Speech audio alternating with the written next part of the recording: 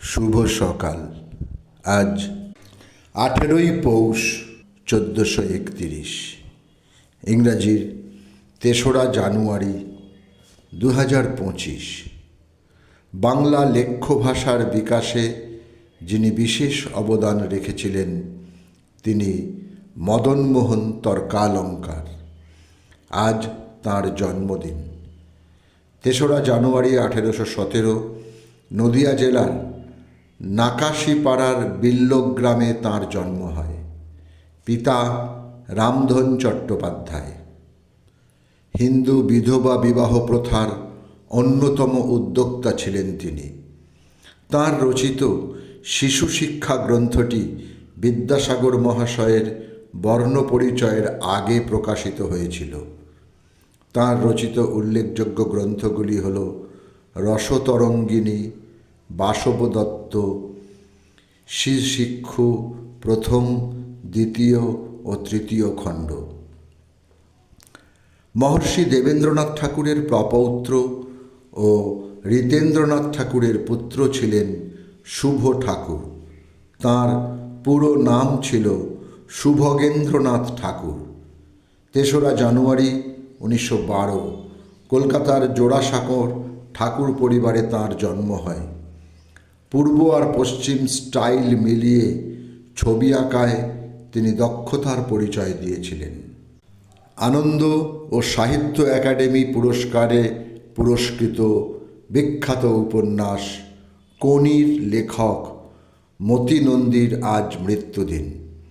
3রা জানুয়ারি 2010 তিনি ইহলোক ত্যাগ করেন। তিনি মূলত ছিলেন ক্রীড়া সাংবাদিক, ঔপন্যাসিক ও শিশু সাহিত্যিক। 3রা জানুয়ারি 2011 প্রথিতযশা ও স্বনামধন্য ভারতীয় বাঙালি কণ্ঠশিল্পী সুমিত্রা মিত্র শেষ নিঃশ্বাস ত্যাগ করেন। রবীন্দ্রসঙ্গীতে তিনি ছিলেন অগ্রগণ্য গায়িকা ও বিশেষজ্ঞ। সুদীর্ঘকাল তিনি রবীন্দ্রভারতী বিশ্ববিদ্যালয়ের রবীন্দ্রসঙ্গীত বিভাগের প্রধান বা হেড অব দ্য ডিপার্টমেন্ট ছিলেন। 1974 সালে ভারত সরকার তাঁকে পদ্মশ্রী সম্মানে ভূষিত করে। বিশ্বভারতী বিশ্ববিদ্যালয়ে প্রদান করে দেশিকোত্তম এবং বর্ধমান বিশ্ববিদ্যালয়, রবীন্দ্রভারতী বিশ্ববিদ্যালয় ও যাদবপুর বিশ্ববিদ্যালয় তাঁকে ডিলিট উপাধি প্রদান করে। দিব্যেন্দু পালিত ছিলেন একজন ভারতীয় বাঙালি লেখক। তাঁর কাহিনী নিয়ে নির্মিত হয় বাংলা ও হিন্দি চলচ্চিত্র। দূরদর্শন ও বেতারও বাদ যায়নি তাঁর কাহিনী নিয়ে। তাঁর লেখা অচেনা আবেশ, অমৃত হরিণ, একদিন সারাদিন, রজত জয়ন্তী, সিনেমায় যেমন হয় ইত্যাদি। আজ তাঁর মৃত্যুদিন। সময়টা 2019। 21শে ডিসেম্বর 2022 ব্রঙ্কো নিউমোনিয়া ধরা পড়ে ও দক্ষিণ কলকাতার এক বেসরকারি হাসপাতালে ভর্তি হন বিখ্যাত রবীন্দ্রসঙ্গীত শিল্পী সুমিত্রা সেন। এবং 3রা জানুয়ারি 2023 মঙ্গলবার ভোর 4টের সময় 89 বছর বয়সে তিনি প্রয়াত হন।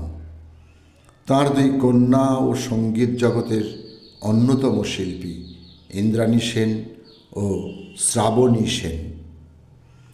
3রা জানুয়ারি 2023 জীবনের মাঠ ছাড়লেন কলকাতা ফুটবল ময়দানের বিখ্যাত ডিফেন্ডার শ্যামল ঘোষ। প্রথমে খিদিরপুর ক্লাব, তারপরে মোহনবাগান, ইস্টবেঙ্গল, মোহামেডান স্পোর্টিং ক্লাব ও রাজস্থান ক্লাবে সম্মানের সঙ্গে খেলেছেন তিনি। ভারতীয় জাতীয় দলে তিনি ছিলেন একজন সুদক্ষ ডিফেন্ডার। 3রা জানুয়ারি 2023 ভোররাতে মৃত্যু ঘটে রবীন্দ্রসঙ্গীত শিল্পী সুমিত্রা সেনের। বেলা একটু গড়াতে না গড়াতেই খবর আসে না ফেরার দেশে পাড়ি দিল চিত্রনাট্যকার ও চিত্রপরিচালক সন্দীপ চৌধুরী, যাকে টালিগঞ্জ চেনে বাবু নামে। যে লোকেই থেকো বাবু, তুমি তোমার মতন থেকো। সকলকেই আমার আনত প্রণাম।